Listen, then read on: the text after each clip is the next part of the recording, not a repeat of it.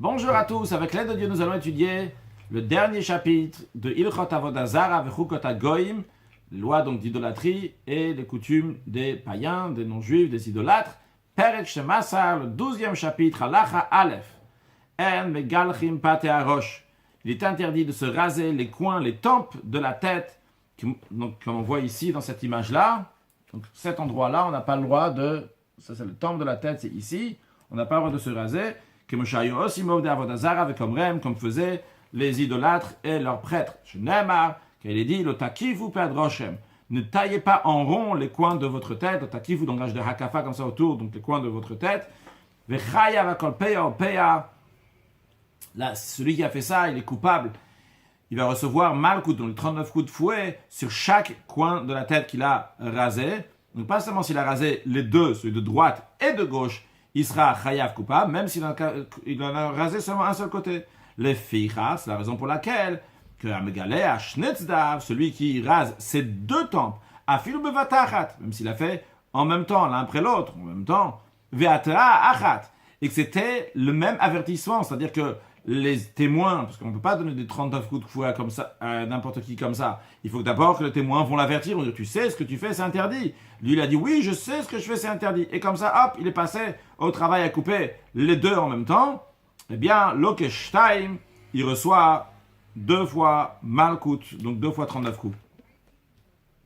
Que ce soit celui qui coupe uniquement les tempes, les coins seuls, ou maniach et kolarosh, il laisse les cheveux le reste des cheveux de la tête, il les laisse. Bien quelqu'un qui s'est rasé entièrement le crâne, toute la tête, donc un seul coup, et donc automatiquement, les péotes, les coins, les tempes ont été rasés aussi. Oh, il veut le principe est, si il a rasé les coins, les tempes, eh bien, il reçoit malkout, les 39 coups de fouet. Bamed varim amurim, dans quel cas ça s'applique ce qu'on vient de dire, Ba'ish galère. L'homme, la personne qui rase. Avala ish amid galère, mais la personne qui se fait raser, einoloke, lui, il ne reçoit pas 39 coups. Et la imken si elle a galère uniquement, s'il a aidé celui qui lui coupait les cheveux, par exemple, il a rapproché sa tête un peu comme ça pour qu'il coupe plus facilement, il a rapproché ses cheveux. Encore une chose de Rambam nous dit, galère et takatan loke, celui qui rase un petit enfant, quelqu'un qui a moins de 13 ans, bien que l'enfant de 13 ans ne lui a pas l'obligation, donc vu qu'il est en dessous de 13 ans, mais vu que la personne qui fait le giloua, qui fait le rasage, lui, il a l'obligation, eh bien lui, l'adulte, il est loke, il reçoit les 39 coups. Halacha bet, aisha shegilcha pe'adrosh haish. Une femme qui a rasé les coins de la tête d'un homme, ou bien qu'elle-même, elle s'est rasée à elle-même, eh bien, elle est exemptée de... Elle n'a pas ce chiyuv, elle ne va pas recevoir les 39 coups. Chez Nama, il y a écrit, l'otakifu pe'adroshem. Au début du verset, il dit, ne taillez pas en rond les coins de votre tête. Et à la suite, il y a écrit, tout de suite après, il écrit, l'otashrit et pe'adzekanecha. Tu ne vas pas détruire les coins de ta barbe. Alors, le fait que la Torah elle dit les deux, l'un après l'autre, on apprend la chose suivante. Kol sheyeshno bebal tashrit. Tout celui qui a l'interdiction de bal tashrit, donc de la fin du verset, qui dit l'interdiction de raser, de détruire la barbe, yeshno bebal takif. Il a l'interdiction, qui est au début du verset, ne pas couper les péotes. Ve'isha, vu que la femme, eina bebal tashrit, la femme n'a pas cette interdiction de ne pas détruire, raser la barbe. Pourquoi elle n'a pas cette interdiction? Parce qu'elle n'a pas de barbe. C'est la raison pour laquelle elle n'a pas l'interdiction aussi de raser les péotes. Maintenant, avant de continuer, à savoir qu'un serviteur cananéen, qu'un juif donc a acheté un serviteur non juif, il doit faire tous les commandements, mais pas comme un homme juif, mais comme une femme juive. Maintenant, ce qu'on vient de voir, c'est que la femme juive n'a pas cette obligation de bal tashrit, interdiction de raser la barbe. Pourquoi? Parce qu'elle n'a pas de barbe. Mais le Rambam nous dit, les filles, c'est pour cela, à avadim, les serviteurs, zakan, eux, ils ont tous les devoirs comme les femmes, mais eux, ils ont une barbe. Asurin be'akafa, eux, ils ont l'interdiction de se raser la barbe aussi. Donc c'est bien de se raser les péotes, et évidemment la barbe. Halacha gimel. Kol mitzvot taseh shebetorah. Tout commandement négatif de la Torah. Echad nashim ve'echad nashim, que ce soit les hommes, que ce soit les femmes, chayavim, ils doivent les faire, ils sont astreints à les faire. Chutz à l'exception, le Rambam va nous dire quelques exceptions. Mi bal takif, l'interdiction donc de se couper les cheveux de la tête.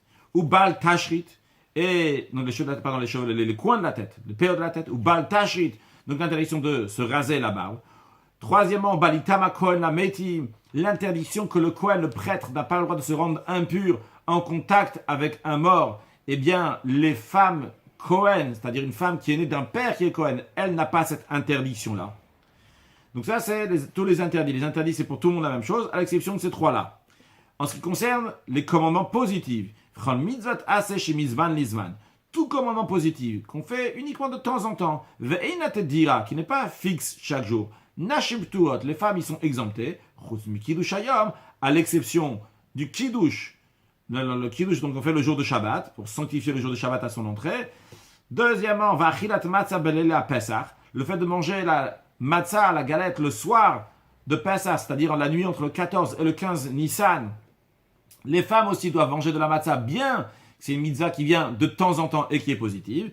Troisièmement, vachilata Pesach, manger le sacrifice de Pesach, et ushritato, et abattre rituellement, égorger le sacrifice de Pesach, donc avant de le manger.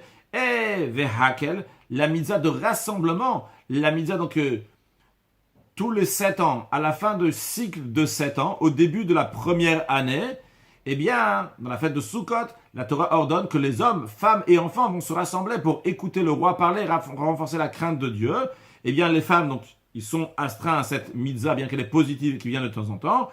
Encore une dernière mitzvah que les femmes, ils sont astreints, bien que c'est positif et ça vient de temps en temps, c'est Vesimcha, la joie de se réjouir lors des 3 fêtes à Pesach, Shavuot et Sukkot, Shana Shimcha Yavot, que les femmes, ils sont astreints. Halakha Dalet, Tumtum. Un tumtum, on va le revoir aussi plus tard, on va expliquer maintenant c'est quoi. Dans la suite, on dira le mot tumtum. Donc, c'est quelqu'un qu'on ne voit pas son membre. Est-ce qu'il c'est un masculin ou bien c'est un féminin? Parce que c'est couvert avec de la peau. Ve androgynos. Androgynos, c'est quelqu'un qui a aussi bien le membre de l'homme et aussi bien le membre de la femme. D'ailleurs, le mot tumtum vient du langage de atum en hébreu, qui veut dire que c'est fermé. On ne sait pas ce qu'il y a en dessous, est-ce que c'est un homme ou une femme. En effet, si on va le déchirer, on pourra savoir si c'est un homme ou si c'est une femme. Androgynous, ça vient du mot donc, grec. Andro, ça veut dire mâle. Gynos, ça veut dire femelle. Donc, le tumtum à la androgynos. Évidemment, donc, la question de ce qu'on va se poser sur ces deux-là, est-ce qu'ils sont mâles ou bien est-ce qu'ils sont femelles? Et dans ces cas-là, est-ce qu'ils ont le droit de se raser ou pas? Eh bien, pas seulement en vérité pour ces commandements-là, mais pour tous les commandements, même les commandements que nous avons vus avant, tous les commandements, donc des hommes et des femmes. Eh bien, le Ram nous dit, Aren Safek. Ils sont un doute. C'est un doute est-ce que c'est un gars mâle ou femelle. C'est la raison pour laquelle, on met toutes les mesures rigoureuses qu'on met sur l'homme, on les met. Même s'il n'y a que les hommes qui les font, ils doivent les faire. On met aussi donc tout ce qui est mesures rigoureuses qu'on met sur les femmes. Bechol makom, dans toutes les lois de la Torah. Donc, vechayavim bakol, ils sont astreints à faire tous les commandements. Veim avru, par contre, s'ils ont transgressé des commandements que seulement l'homme doit faire ou que seulement la femme doit faire, einan lokin, ils ne reçoivent pas les 39 coups vu qu'on ne peut pas être sûr que c'est un homme ou une femme. Alachahe, bien que la femme a le droit de raser les tempes de sa tête, mais elle n'a pas le droit de raser les tempes de la tête d'un homme, d'un mâle, va filou katanasura legalachlo, même les coins de la tête d'un enfant, donc qui n'a pas lui-même cette responsabilité, elle n'a pas le droit de lui raser. Halacha vav, ou peyazo shemanichim batzeda. Ce coin-là, donc de cheveux, qu'on laisse sur la tempe, donc dans le coin de la tête, les sages n'ont pas donné une mesure combien de cheveux faut laisser. Veshamanu miskenen, on a entendu de nos ancêtres. Donc c'est-à-dire que le Ram, il a entendu ses ancêtres, qui ont entendu ses ancêtres, etc. Il ne s'agit pas ici d'un Hachal Moshe Messina qui transmet de génération en génération, mais il dit ce qu'il a entendu de ses ancêtres, qui ont entendu de leurs ancêtres. Chez Enomaniar Parot Marbaim Seharot, il ne faut pas laisser moins que 40 cheveux. Donc ça, c'est ce que les sages instauraient, donc il faut laisser 40 cheveux d'après le Rambam. On a le droit de recueillir, de prendre des cheveux avec des ciseaux. Parce que le ciseau, ça n'enlève pas la racine du cheveu. Qu'est-ce qui est interdit? Le nesar la shrata sheltar. Ce qui est interdit, c'est une destruction qu'il fait avec un rasoir, que le rasoir il coupe à ras, rasoir, donc il coupe à ras. Et c'est la raison pour laquelle que ça c'est interdit. Mais si c'est avec des ciseaux, le Ram me dit que c'est permis. La manière, l'habitude des prêtres de l'idolâtrie, c'était de raser, de détruire leur barbe. Totalement, ça va enlever jusqu'à la racine. Les filles, c'est pour cela, Asa Torah la Shrita Zakana, Torah, elle a interdit de raser, de détruire la barbe. C'est quoi ces endroits-là? Il y a 5 coins dans la barbe que chacun d'eux, il y a l'interdiction de Hashrata, de détruire. Il y a l'Echia Elyon. L'Echia Elyon, donc c'est la partie, donc l'Echia c'est la mâchoire supérieure. La mâchoire supérieure, donc c'est à cet endroit-là. Donc à ce niveau-là, donc la personne, elle n'a pas le droit donc, de se raser. Comme ça en face du milieu de l'oreille. Donc cet endroit-là, donc l'endroit où on peut voir la mâchoire donc, du côté haut. L'Echia Tarton, la partie inférieure de la mâchoire. Donc il y a, d'après le Lechem Mishneh, il s'agit ici, là, de cet endroit-là. Et d'après le Bet Yosef, c'est ici, donc c'est plutôt un peu plus bas, ça se trouve ici à ce niveau-là, donc la mâchoire inférieure.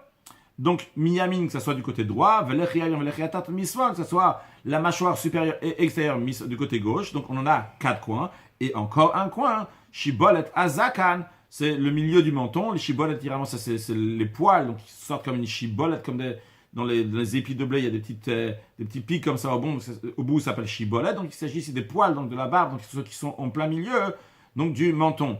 Veloke alkol peya ou peya. On peut voir ici juste pour l'image. Nous avons aussi une image, plus de ma tête. Si quelqu'un les a pris tous en même temps, ça, il a tout rasé en même temps, eh bien loke chamesh, eh bien il va recevoir 5 fois les 39 coups de fouet. Et il est chayav, il est interdit uniquement s'il va les raser avec un tar, avec un rasoir. Il y a écrit, tu ne vas pas raser les coins de ta barbe. La Torah interdit un rasage qui a donc une destruction, qui enlève donc les poils depuis leur base. Les filles, c'est pour cela, s'il a rasé ses poils, sa barbe avec des ciseaux, Patour, il est exempté. Sur ce patour-là du Rambam, il y a une discussion. Est-ce qu'il veut dire patour avalassour, c'est exempté mais c'est interdit, ou bien que c'est moutar les khatrek, c'est permis les khatrila, c'est discuté dans les décisionnaires. Celui qui se rase ne va pas recevoir 39 coups jusqu'à que celui qui se fait raser par quelqu'un d'autre, lui, il ne reçoit pas mal de coups, à moins qu'il a aidé la personne qui l'a rasé, comme on l'a dit tout à l'heure, par exemple, il s'est rapproché, il a rapproché ses cheveux pour qu'il va le raser. Fait Isha, une femme, Muteret lashit zekana, s'il a de la barbe, la femme elle a le droit de raser sa barbe, Imaya la serzakan, si elle va en avoir. Mishrit azkana ish, si elle a rasé la barbe de l'homme, Ptura, elle est exemptée, elle ne reçoit pas les 39 coups. Halachachet, Hasafam, la moustache, Mutar legal chobetar, on a le droit de la raser avec un tar, avec un rasoir. C'est quoi le safam? On nous dit, c'est les poils qui sont au-dessus de la lèvre supérieure, donc la moustache. De même,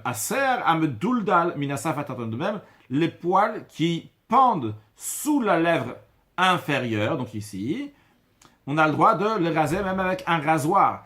Alors, il dit bien que c'est permis. Le peuple juif les juifs n'ont pas l'habitude de le raser totalement. Donc avec un rasoir. Et là, la galère que ça a besoin de raser partiellement donc de la moustache. Il ne parle pas donc en bas, il parle juste de la moustache. Jusqu'à qu'il n'y a pas empêché de boire, de manger, parce que si c'est long, donc ça va risquer ça va faire que ça va être difficile de manger.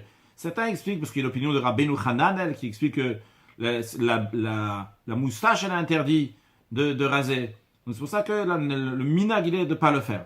Il y en a d'autres qui expliquent parce que c'est l'habitude donc des goïms de le faire, de raser la moustache. Alors vu que c'est la raison que les goïms le faisaient, donc il y a aussi, il ne faut pas se comporter comme les goïms. Frukotev lotelech on avait appris avant.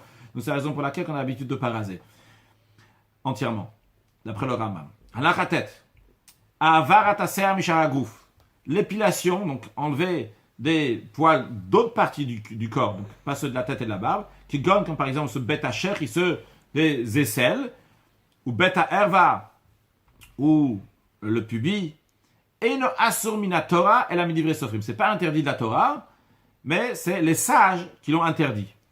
Ve'amaviro, celui qui l'épile, qui enlève ses poils de ces endroits-là, eh bien, Makinoto Makat Mardout, on lui donne des coups de fouet, mais des coups de fouet donc pas 39 coups de la Torah, des coups de fouet donc que les rabbanan ont instauré pour lui. Bamed, dans quel cas s'applique, de Makom Shen Marin Otolanashi, dans un endroit, c'est uniquement les femmes qui enlèvent les poils de ces endroits-là. Que les sages ont interdit. Pourquoi? Que des Sheloyat qui n'atzmo, pour pas qu'il va se faire des soins de beauté, Tikkun Nashim, comme les soins de beauté que les femmes se font. Aval le Makom Shen Marin Maseyar à Anashim. Dans un endroit que c'est l'habitude des hommes d'enlever ses poils. Il il a épilé ses poils-là, on lui donne pas malkout, on lui donne pas donc les coups, on lui donne pas les coups des rabbanan que les sages ont instaurés pour lui. Maintenant, en ce qui concerne donc les poils qui sont dans le reste du corps, à l'exception de ceux qui sont sur les aisselles et du pubis, eh bien on a le droit de couper misparaim avec des ciseaux bechol makom, dans tout endroit, quand il y a tout endroit, c'est-à-dire que ce soit les endroits que les hommes le font, que les femmes le font, c'est permis de le faire. Halacha yud, lotade isha ade ish, une femme n'a pas le droit de se parer avec une parure masculine, on n'a pas le droit de mettre des vêtements qui sont faits pour un homme, comme par exemple chez Tassim Berosh Amitznef, qui va mettre sur sa tête un turban, c'est une sorte de chapeau comme ça qui est autour de la tête, qui est autour de le turban autour de la tête, au milieu il y a comme une sorte de kippa, au kova, ou bien un chapeau, chez Tilba Shirion, ou bien qu'elle va mettre une côte de maille. En principe, donc ça c'est des choses qui sont mieux pour aller à la guerre, que les hommes mettent. Les caillottes, c'est ce qui est semblable. Ou bien chez Gala Rocha Keish, ou bien qu'elle va se raser comme un homme se rase. Donc ça c'est l'idée, c'est pas seulement une parure, donc un vêtement, mais c'est donc l'idée, une parure masculine pour une femme, c'est interdit. De même, dans le sens inverse, c'est-à-dire, il ne faut pas qu'un homme va se parer avec une parure de femme féminine, qui gonne gadim tzivonim, comme par exemple s'il va mettre des vêtements colorés, va khalizav, des bijoux, certains disent que c'est un bijou qui entoure l'oreille, mais comme chez dans un endroit qui met ces vêtements-là, qui est-ce qui met ces bijoux-là, et la nashim sont des femmes, tous en fonction de l'usage local, l'homme il habite, est-ce que c'est des vêtements d'homme ou bien des vêtements de femme, parure d'homme ou parure de femme. Ish she'ada de isha. Si un homme s'est paré avec une parure de femme, ou bien ish ve isha she'adata de ish, ou bien une femme qui a mis une parure d'homme. Lokim, ils reçoivent donc les 39 coups de la Torah, parce qu'ils ont transgressé ce que la Torah dit, que une femme n'a pas le droit de mettre une parure d'un homme et un homme n'a pas le droit de mettre une parure de femme. Celui qui enlève, qui cueille littéralement, qui enlève les poils blancs des poils noirs, mérochos de sa tête, au miskano de sa barbe. Si l'homme il a fait ça, au moment où il a enlevé un poil blanc des noirs, eh bien il reçoit 39 coups, parce qu'il a mis une parure de femme. De même s'il a colorié ses cheveux, il a teint ses cheveux, Shachor en noir, il était blanc, il les a fait en noir, mais chez Iz va tsara levana achat. Au moment où il va teindre un cheveu, l'autre il reçoit 39 coups. Tum-tum, le tum-tum, va androgynos, Eino otef keisha, il n'a pas le droit de s'envelopper littéralement, de s'habiller, donc de mettre sur ses cheveux, sur sa tête, donc quelque chose comme une femme. Velome galère roche keish, il ne veut pas se raser la tête non plus comme un homme, parce qu'on a un doute, c'est un homme ou une femme. Il m'a saken, et le loke, s'il a fait l'un des deux, c'est-à-dire qu'il s'est il a enveloppé sa tête comme une femme, ou bien qu'il s'est rasé comme un homme, il ne reçoit pas malkout des 39 coups, vu qu'on ne sait pas si c'est un homme ou une femme. Allah Yudalef, Ktovet Kaka Amur Abatora, le tatouage que la Torah a interdit, donc c'est-à-dire un tatouage, donc une marque donc, qui ne s'enlève pas. Alors, pour être Hayav, il y a deux détails à faire. Premièrement, Ushi Yisrot, il va faire une entaille. Ça ne change pas comment il a fait l'entaille, il l'a fait avec sa main ou avec un ustensile. Donc cette ouverture qu'il fait dans sa peau, al-bessar sur sa chair. Et après, deuxième chose, il va remplir donc l'endroit, l'ouverture, l'entaille qu'il a fait avec du couleur de bleu, audio, ou bien de l'encre, du noir, au char, sivonim, à roche, ou bien d'autres teintures qui font une trace, qui laissent une marque. Donc il doit faire ces deux choses-là, et ça c'est la ktovet kaka, le tatouage que la Torah interdit. Vezeya minagagoim, ça c'était une coutume de nations, chez Roshvim Atzma la Vodazara, d'une manière qui sont marquées, qui sont données à la Vodazara Shalom, à leur idole, que l'homme, c'est-à-dire l'idée de ce tatouage, ou Eved Machourla, ou Moucham la Vodata, c'est comme un serviteur donc, qui lui est vendu et marqué pour elle. Du moment où quelqu'un va marquer, ça veut mettre l'encre dans une chose donc, qui marque, après avoir fait la première étape, donc de faire l'entaille, quel que soit l'endroit du corps que le juif a fait ça, ben isha, que ce soit l'homme ou que ce soit la femme, l'eau qui reçoit 39 coups. Maintenant, s'il a fait seulement une partie de ça, katav, littéralement ça veut dire écrire, mais ici c'est à prendre le sens, il a fait une entaille, donc il a fait une ouverture, velo racham betseva, mais il n'a pas mis la couleur, il n'a pas marqué avec une couleur. Ou bien l'inverse, chez racham betseva, il a mis une couleur, velo katav visrita, mais il n'a pas fait l'entaille. Patou, il est exempté, il faut les deux, achir tov vikakea, jusqu'à que il va écrire dans le sens, il va faire l'entaille, et deuxièmement, il va mettre la couleur. Shenema, il y a écrit, ou ktovet kaka, donc ktovet ici dans le sens d'ouverture, et kaka dans le sens de teindre. Donc la Torah dit deux choses, uktovet et kaka. Donc il faut aussi bien faire l'entaille et aussi bien mettre la couleur. Medvarim amorim, dans quel cas s'agit-il? Donc ça s'applique, on a dit qu'il reçoit les 39 coups. Bekotev, donc celui qui fait cette entaille. Celui que il n'a rien fait. Quelqu'un d'autre lui a fait l'entaille et a écrit, a mis la couleur dans cette entaille. Il sera coupable uniquement s'il a aidé, c'est pour qu'il fasse une action. S'il n'a rien fait, restez passif, l'autre lui a fait, et il ne reçoit pas les 39 coups. Celui qui fait une entaille pour un mort. C'était la coutume de faire ça à l'époque, donc par chagrin, pour le mort, donc les non-juifs faisaient ça. Eh bien, celui qui a fait ça donc pour un mort, reçoit 39 coups. Chez Neymar, la Torah dit, la nefesh. Donc une entaille pour une âme, c'est pour quelqu'un qui est mort, vous n'allez pas mettre dans votre chair. Que ce soit quelqu'un du peuple juif qui fait partie de la catégorie Israël, ou bien qu'il soit partie de la catégorie des prêtres, eh bien, s'ils ont fait une entaille pour un mort, ils reçoivent malkout les 39 coups.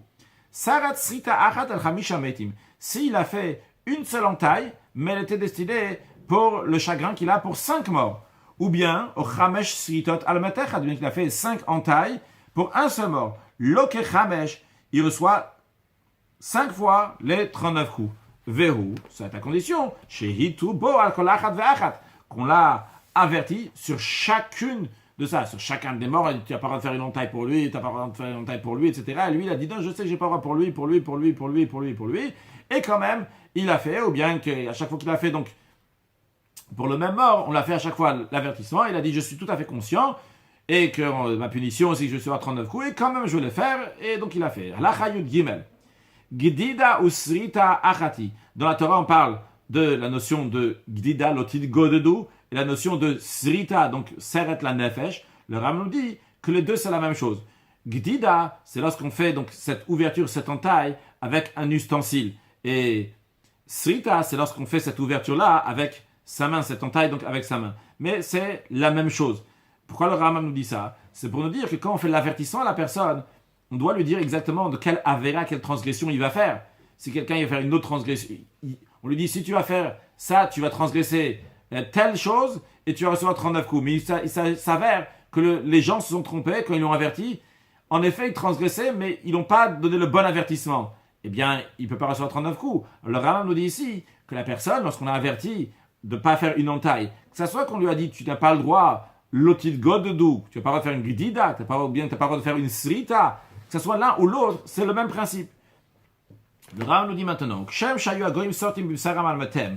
la même manière que les goïms, les nations, à l'époque, donc, faisaient des entailles sur leur chair, quand quelqu'un mourait à cause, donc, par chagrin.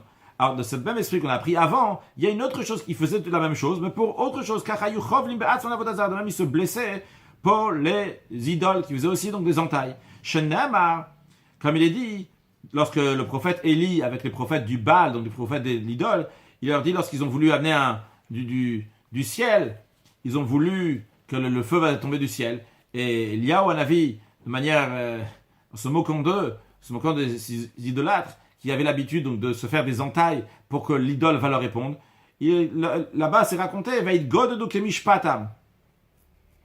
Il leur a dit, ils se taillardèrent comme c'est l'habitude de leur faire. Donc, finalement, évidemment, là-bas, il n'y a pas du feu qui est tombé. Mais en tout cas, on retrouve là-bas dans le contexte, on retrouve qu'ils se sont taillardés.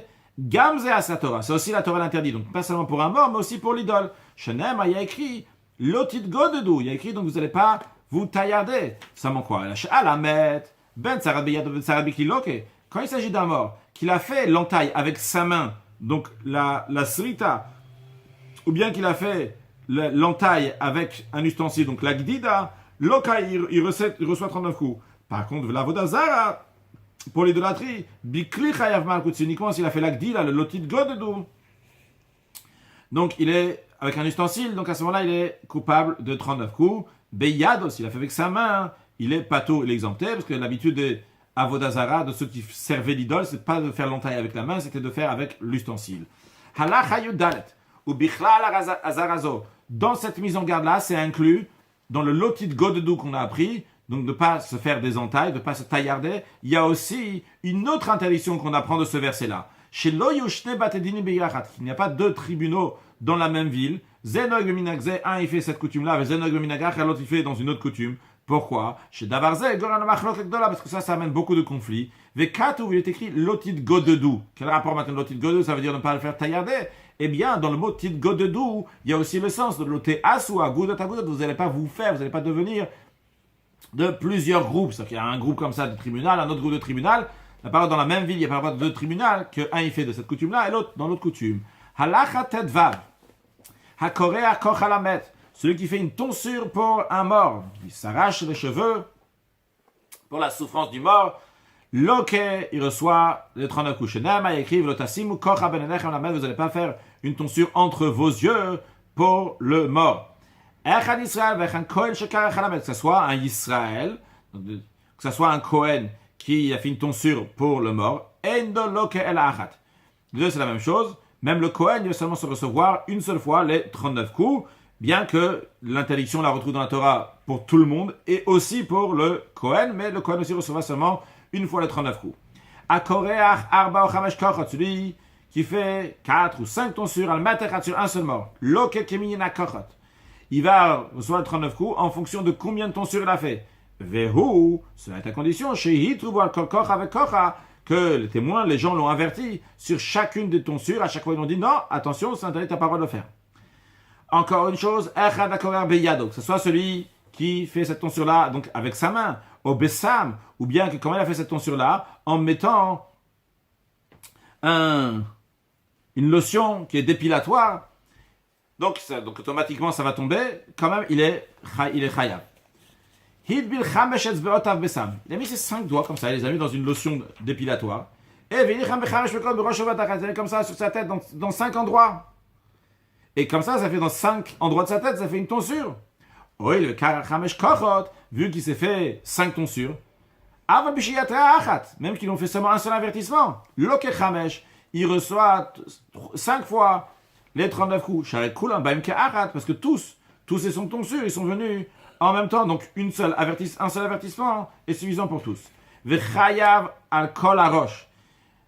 Il est coupable de recevoir les 39 coups sur tous les cheveux de la tête. Il n'y a pas un endroit différent de la tête que Ben Hanem exactement comme entre les yeux. Dans le verset qu'on a vu au début de la halakha, il y a écrit entre les yeux. Donc de la même manière que les chayav sur les poils qui sont entre les yeux, de la même manière aussi sur tous les endroits de la tête. Chez Nam, il y a écrit le ikru kocha berosham, qui ne vont pas faire de tonsure sur leur tête. Donc on apprend de la même manière en ce qui concerne quand il y a écrit vous n'allez pas mettre une tonsure dans votre tête, là-bas ça parle des kohanim, des prêtres. Mais on apprend par raisonnement, par analogie, ce qu'on appelle une zerachava, la même manière que la kocha, la tonsure qui est dit dans les kohanim, c'est dans toute la tête, pas seulement entre les yeux. La même manière aussi la kocha, la tonsure qui dit à propos des juifs, des Israël en général, c'est dans toute la tête et pas seulement entre les yeux. Maintenant, avec kamashiura chaka,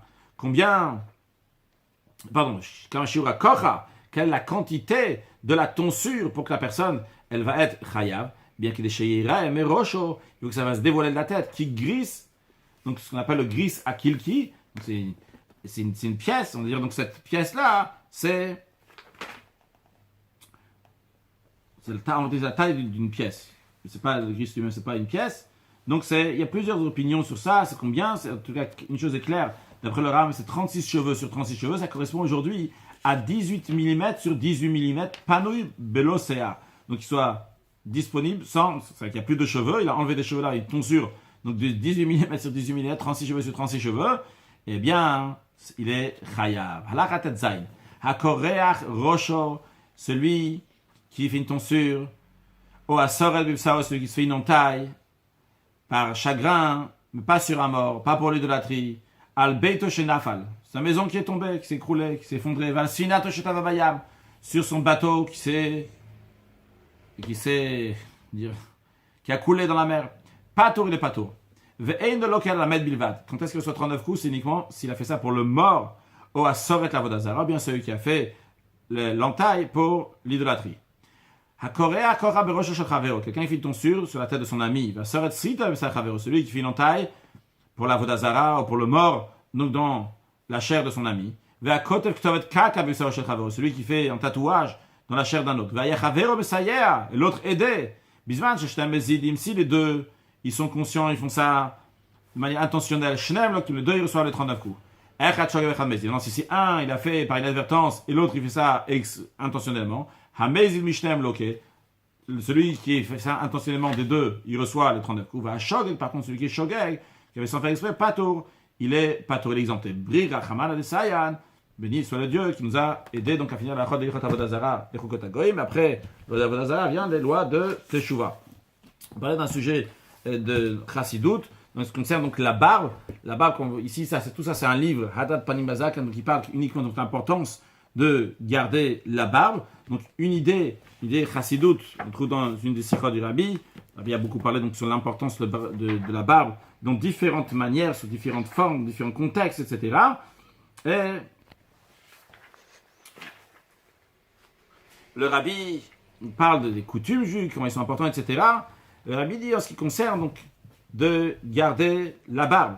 Il y a écrit dans un Mahamar du Tzemar Tzed, 3e Rabbi de Chabad, dans le verset V'urachum yiraper avon, que Dieu va pardonner la faute, etc. Il y a 13 mots. Ces 13 mots-là correspondent aux 13 attributs de miséricorde. Ces 13 attributs, ce qu'on appelle Yud Gimel Tikkuné Dikna, 13 tikkunim de Dikna, de la barbe. De là-bas vient la kapara. Tikkuné Dikna dans le Zohar, il dit que sur le visage, il y a 13 endroits, donc qui correspondent à 13 attributs de miséricorde. Et le Tzemar Tzedek qui dit que les 13 Tikkuné Dikna, de eux vient le Vehurachum Velo Yashrit, que Hachem donc va miséricorde, ne va pas faire de mal, etc. Ça correspond donc aux 13 endroits donc de la barbe. C'est la raison pour laquelle il ne faut pas raser la barbe. Parce que si c'est comme ça, si on rase la barbe, ça va venir le Vehurachum Velo Yashrit, de par la miséricorde de Dieu, et que Dieu ne va pas détruire. Donc c'est Yud Gimel Tikkuné de Atika, c'est les 13 Tikkunim de Atik, donc c'est un niveau très haut dans le Keter, qui est au-delà des mondes. Ça représente très grande miséricorde. C'est la raison pour laquelle Tzemar Tzedek dit celui qui ne rase pas sa barbe, pas du tout, il ne touche pas, il ne fait pas passer du fer dessus, eh bien il éveille les 13 attributs de miséricorde. Gimel Tikkuné Dikna de Atika. Le Rabbi dit Zakan, la barbe en général, c'est un Tselem Elokim, c'est l'image de Dieu. Il y a l'image de Dieu spirituellement, il y a l'image de Dieu matériellement. Et l'image de Dieu matériellement, ça c'est la barbe. C'est la raison pour laquelle le Rabbi dit même d'après ceux qui permettent d'enlever la barbe, mais ça va, d'après tout le monde est d'accord que ça manquait sur la personne de Tselem Elokim, l'image de Dieu. En plus de ça, le Rabbi dit, la barbe c'est le tuyau, le moyen pour amener les 13 attributs de miséricorde. Que ça, chacun il a besoin. Même celui qui a fait une transgression sans faire exprès, il a besoin aussi d'une kapara, d'un pardon de Dieu. Le Rabbi dit, il explique pourquoi il a besoin d'une kapara, parce que finalement c'est lui qui a poussé son Yetzer Hara de manière inconsciente, il a poussé son Yetzer Hara, son mauvais pensement à faire les choses. C'est pour ça qu'il a besoin d'une kapara. Et le Rabbi dit donc, puisque chacun il a besoin de 13 attributs de miséricorde, eh bien il faut aussi qu'il a aussi les Yud Gimel Tikkuné Dikna, qu'il a ces 13 donc, parties donc, de la barbe, à travers lesquelles on reçoit les 13 attributs de miséricorde.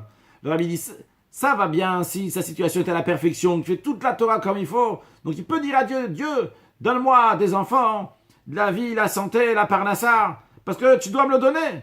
Alors Rabbi dit, d'après ça, on aurait pu discuter, si d'après la halakha, elle est comme ceux qui permettent d'enlever la barbe, ceux qui interdisent. Mais Rabbi dit, celui qui a besoin de 13 attributs de miséricorde, même s'il pense comme ceux qui permettent de raser la barbe, mais sans 13 attributs de miséricorde, ça lui manque, il n'a pas les 13 attributs de miséricorde. D'où l'importance, en tout cas, de garder la barbe, quelles que soient les circonstances, quelle que soit la situation, de toujours garder sa barbe, comme Rabbi dit, dans plusieurs endroits, comme c'est un moyen pour amener la bracha à Kadosh Baruch Hu, d'amener les 13 attributs de miséricorde, et que ce soit donc pour avoir un travail, que ce soit pour avoir un shidduch, un mariage, ou quoi que ce soit, toutes ces choses-là, ça passe sur les 13 attributs de miséricorde. On laisse la belle barbe, le Tselem Elokim, l'image de Dieu, et que très prochainement, on peut avoir le dévoilement, Venig l'Akvod Hashem, qu'Akadosh Baruch Hu va se dévoiler ici sur terre avec la venue de Mashiach Now. Excellente journée.